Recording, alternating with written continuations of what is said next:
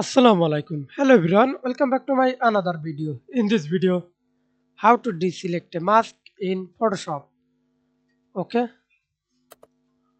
Now see this. Selected this object and click a layer mask and deselect the layer mask. Click the brush tool. Right click and select brush tool. Use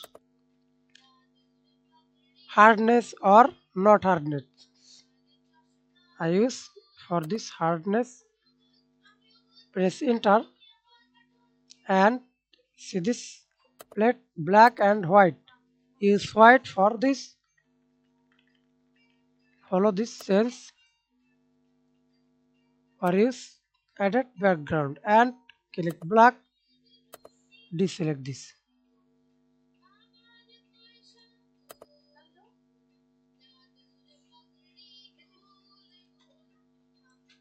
and remove this. Disable this layer mask. Right click on your mouse. Delete layer mask. Thanks for watching video. Please subscribe to my channel. Like, comment, share.